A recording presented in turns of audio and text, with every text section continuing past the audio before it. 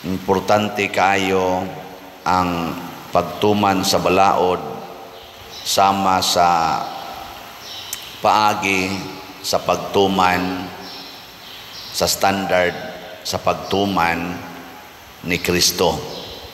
O unsa man nga standard, bisan ang lagamayng kudlit sa balaod sundon gyud niya. Ang makapasunod ana nato sa gamayng kudlit sa balaod maura gyud ang gugma. Kanabang mutuman tas balaod nga dunay gugma. Mao na kining kasuko usa ni siya sa 7 capital sins. Dunay panahon nga magtuman tas balaod pero nasuko, di ba? Or kadaghan gina mutuman ta nga maggumbol, masuko, or mupatuman tas balaod nga nasuko. Naam sa nainana mutuman, nasuko, naasay nagpatuman nga nasuko. Sakto ang imong gipatuman pero doon alay kasuko. Mao na nay mahimo na kang impirnohonon. Mao na nga dinhi giingon ni Kristo, ayaw gyud kasuko. Ang masuko siyang isikatao mura rasad og nakapatay. Kaya ang kasuko mao man ang sinugdanan sa tao nga mupatay. Sige, ligay mong tupad ing na musaad kang din masuko. Nya kita ra ba ato ra ba dayon ang dipinsahan? Moingon dayon ta di madaoy bisag kadang pari masuko man na. Musugod na ganita og reason out, musugod na tagdipinsa sa atong kasuko. Awan na patay na ta diha. Muna gugma. Nya unsaon man nato pagbuntog ang kasuko? Matod pa ni Kristo, i-kondisyon imong mind, higugmaa ang imong kaaway. Mo na iyang conditioning kay magsugod magina sa atong hunahuna. Kung nakondisyon ang imong hunahuna nga higugmaon nimo imong kaaway, murag maglisod ang kasuko og sod. Gilingi ana sa usab imong tupad ing na mohigugma na kag kaaway. Gugma kag kaaway. Kaning unang pagbasa si Elias gipangita ni Hari Akab. Gilutos ni siya. Buot siyang patyon.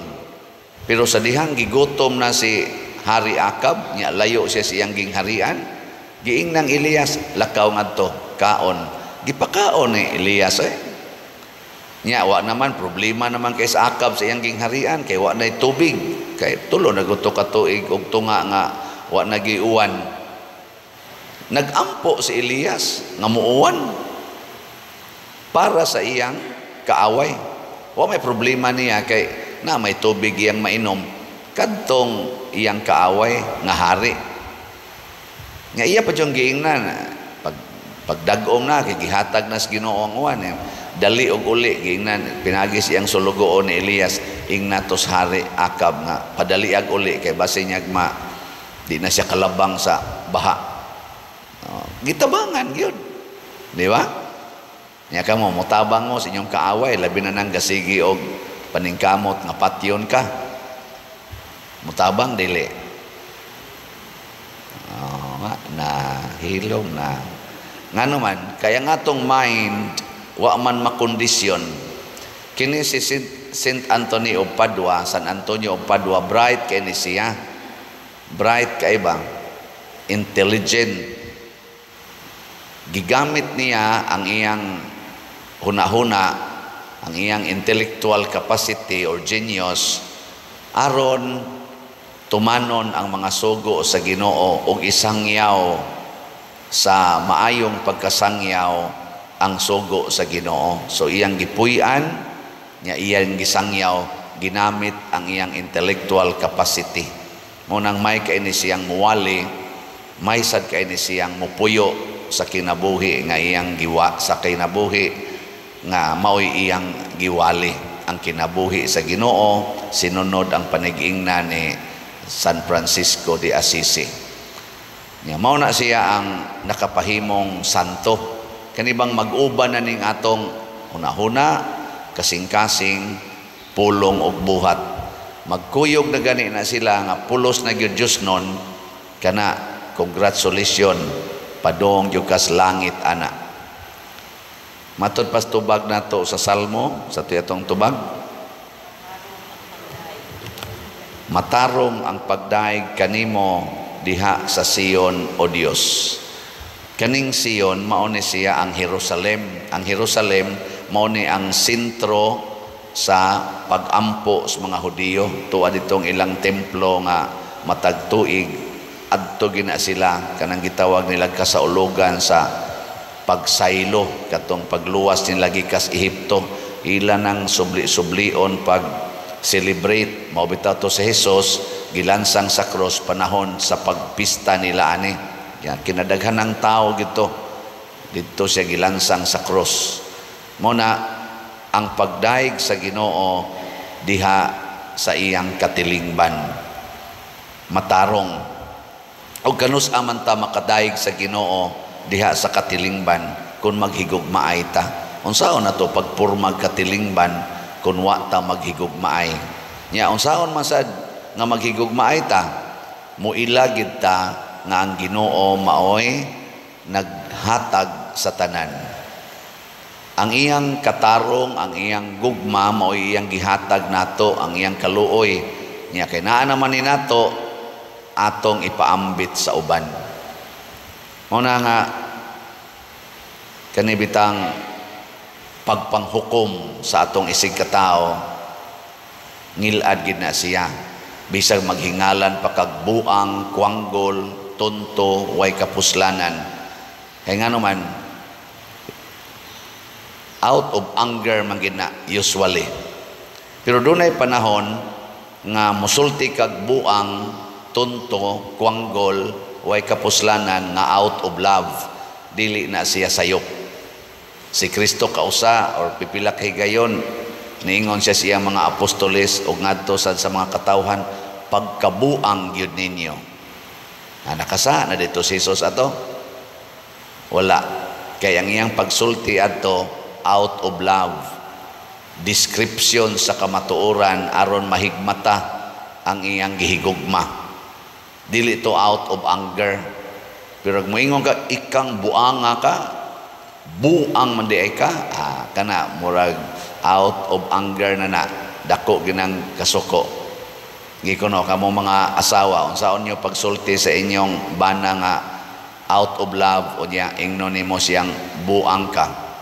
Unsaon pagsulti ninyo? Manalitan, nanguyab o silingan. Unsa may imong isulti? Moingon jud ka buang na ka. Nya unsa ang pagsulti nimo ana nga out of love? Ha? Ang imong i-describe ang iyang aksyon mo na gitawag og love the person, hate the action. Ang imong hukman ang aksyon, dili ang person. Ingnon nimo siya dong kana bayang pagpanguyab niya minyo ka, murabi ka nagbuang or mabuang ka ana nya kining imo karong pagpanguyab sa atong silingan nga batan-on mura jud ka nigbuang kay ani ka mouli nako isip asawa nya adto ka banguyab sa silingan mura sag buang nga dili magtukma ang iyang buhat ug ang iyang buhat ba dili mo tukma maghubo kung sulubag sinina nga ilisan anang hugaw kayo ana buang yun muinom dili ngadtos gripo arigis kanal o di buang yun di ba nya muingon dayon kaniya ako ning gisulti nimo because I love you maimpierno ka ning imong gibuhat di ba nindot saban nindot no nya moingon dayon imong bana hilom diha luod lang ng naong nimo unsa may imong buhaton mohilom ka Moingon ka buang gid ay. Di ba? Ang makiglalis ka ng buang. Makuan man maggubot ra man o man kapaingnan, buang makiglalis ka. Wa mo'y kapaingnan oy. Hilom na lang, dawata na lang nga buang gid siya karong panahon na buang sa iyang kaulag ngadto sa silingan. O ana, dawato na nimo. Awa na malangit na kaana. Nya mao sa na siya sinugdanan nga makahatag kag posibleng kaluwasan ngadto sa imong bana or sa imong asawa or sa imong isig katao, basta gugma ang gamiton. Ana, nabitay mo ingon ako, ikaw pader, sige lang kag kasa yano kay nimong isulti mga buangon mo. Inya ako dahil silang tiksag balik sa inyong tanaw sa akong naong pagsulti na kong mga buangon mo, dunay kasuko o dunay gugma. Kamo, sabi niyong una-una yan ko, di mo mutubag mga buangon mo. Unsa man na? Dunay kasuko o dunay gugma? Ay ko nyo gulo-ulohi kanang sa kamo ba unsay dating ninyo naay kasuko o naay gugma? Naay gugma eh. Ilhan man na nimong nahigugma kay ang naong mag-smile. Ana. Pero kanang nasuko ang naong murag liyon nga katukbuno nimo, kapatyono nimo. Ang mata portisigaha mo na out of love. So pwede sa kag mag-smile sa imong banay, lamian imong patyon buanga ka eh. Smile ka o di na siya sala. Ingon imong bana patya ana. Sige patyon ti ka sa akong pagmahal. Sana all, di ba? Mao na siya ang gustos Ginoo, gugma gyud. Si San Agustin man tingin ito'y gasulti, love and do everything you want. Di ka kasa. Unaha gyud, love niya, do everything you want. Pero wa gani kay gugma niya mobuhat kag mga butang bisag maayo pa usahay makapaimpierno. Pero nang wa kay gugma niya nang laba ka. Unsa may imong pagbati samtang nang laba ka, labi na iniglaban nimo sa mga bulingon ato mga tapulan kaayo katong sugoon nimo di gyud motuman nya nasuko ka. Unsa may imong disposisyon sa pagpanglaba, sige giyaw-yaw. Magsikag kuso-kuso animal kitay magantos ani mga tapulan, sige tag laba ni mga bulingon, sige lag ligid-ligid ang mga panuway dagko. Pero ikaw out of love dang laba ka, may nga ka magkatakanta ka o kuan nga how lovely is your dwelling place, O Lord, mighty God. Kani makapalangit kini nako ana kay para nis mga tapulan akong pinangga. Ana nindot kayo. Labhan imong bulingon sa imong bana nga ang mga lipstick sa iyang uyab namilit sa kwilyo, namilit nga rin imong labhan ka so sa gid ka papas aning ko ana ato lang ning papason kay para masulob na sa nisunod ana, di ba? Kitaan pa nimong mga saingan ana mga ticket dito sa hotel nga ilang gisudlan, makitaan pa nimo dito sa bulsa sa iyang kasunis ana ay dito de sila ni check in mahal man dining rate aning hotela ana. Sakitan ka dili isip asawa purting sakitay murag kumoto na imong dughan, murag kag mamatay pero ayaw gyud kasuko, bahala nagmamatay. Ug mauna na siya ang gugma nga makapalangit nga gigamit ni propeta Elias ngadto sa hari nga iyang kaaway, naningkamot lang gyapon siya paghatag og kaluwasan. Mao sa na ang gugma ni Kristo para nato, gugmas mga santos para sa kalibutan, naningkamot pagluwas sa ilang kaaway. Kita sa dinhi na may uban nato mga palaaway, pero sige lang tagpaningkamot aron mahatagan og maayong sitwasyon ang atong mga kaaway. No, di na kay na sila daghan na parehaning ato mga slat-slat para ni sa ato mga improvements dinhi ang makabenepisyo ani ang tanan mangyod. tanan. Daghan kay magyaw-yaw nato sa una, ambot na pa ba'y magyaw-yaw karon, kanang giusab nato ang agianan ngadto nya ato ni dinhing gibutang gate ang ato dinhing agianan. Daghan kay nagyaw-yaw ana, pero kay out of love man ato nang gipadayon, gani dako kay taggasto ana gikan sa ato mga slat-slat.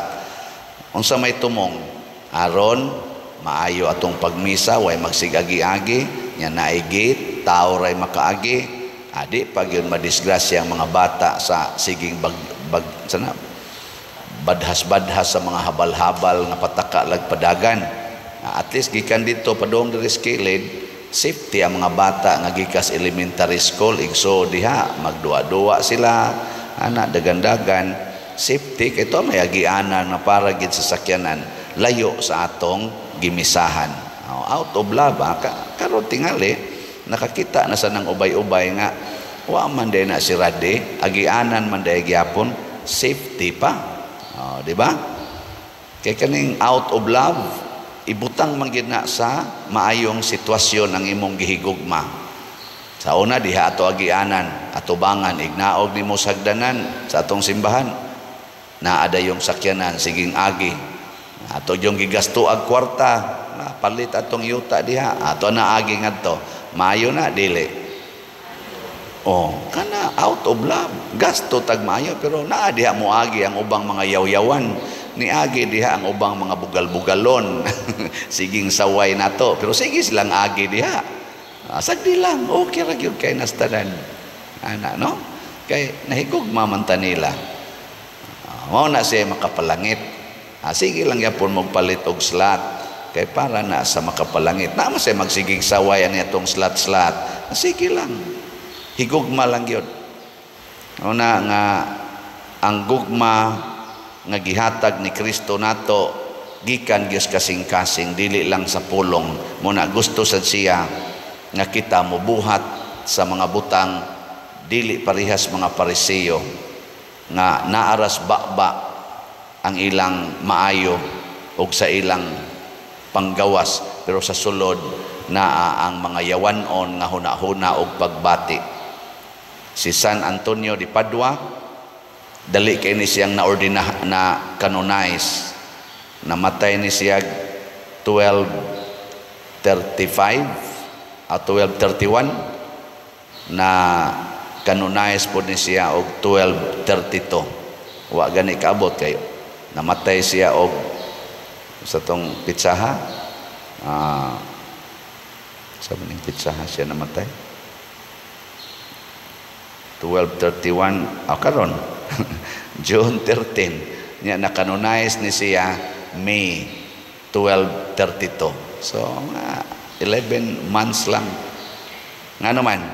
Kaya ang iyang kasing-kasing, grabe ang paghigugma para sa Dios o para sa isig katao. Hinaut unta maliwatan ni San Antonio de Padua. Manindog ta.